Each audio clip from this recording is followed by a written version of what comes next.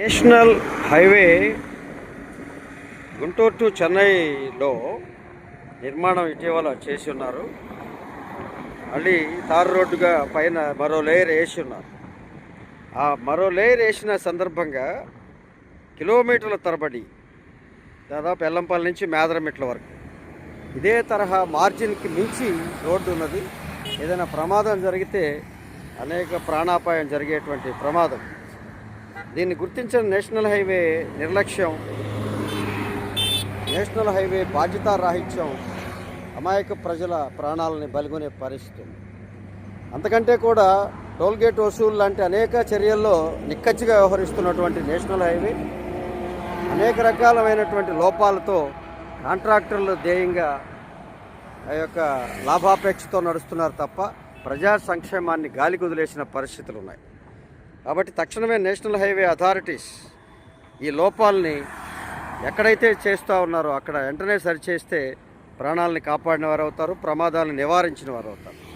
లేదా మీరే ప్రమాదాలకి కారణమవుతున్న నేపథ్యాన్ని ఈ యొక్క స్పష్టం చేస్తూ ఉంది. చూడండి, మార్జిన్కి ఇది ఇంకా తక్కువగా ఉన్నది. నేను చూస్తూ పోతూ ఉంటే కిలోమీటర్ల పరిధిలో ఇదే తేడా దాదాపు ½ ఫీట్ మార్జిన్కి రోడ్డుకి తేడా ఉంది.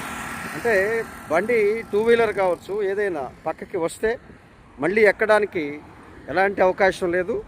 సరే, ఇది తెలిసిన ప్రయాణికుడు కొంచెం జాగ్రత్తగా వెళతాడు, తెలియని వాడు మళ్ళీ ప్రమాదానికి గురయ్యే ప్రమాదం. కాబట్టి తక్షణమే ఈ యొక్క లోపాన్ని సరిచేసి ప్రమాదాలను నివారించాలి. నేషనల్ హైవే అథారిటీ తప్పనిసరిగా స్పందించాలని చెప్పి కోరుతా ఉన్నాం. ఇది బాధ్యతారహితమైన చర్య, ఇది బాధ్యతతో కూడుకున్నది కాదనేది స్పష్టంగా చెప్పవచ్చు. చూడండి, ఈ కిలోమీటర్లు ఇలాగే కొనసాగుతూ ఉంది. నైటు రాత్రులందు మరింత ప్రమాదం. ఇది తప్పనిసరిగా ఈరోజు ఎవరైతే ఈ మేదరమిట్ల నుండి మద్దిపాడు వరకు ఈ యొక్క పరిస్థితిని మేము ఈరోజు గమనించాం. తక్షణమే మద్దిపాడు నుంచి మేదరమిట్ల లోపుగా ఉన్నటువంటి ఈ రోడ్డుని సరిచేయాలి. దీన్ని ప్రమాదరహితంగా ఉండాలని చెప్పి కోరుతాం.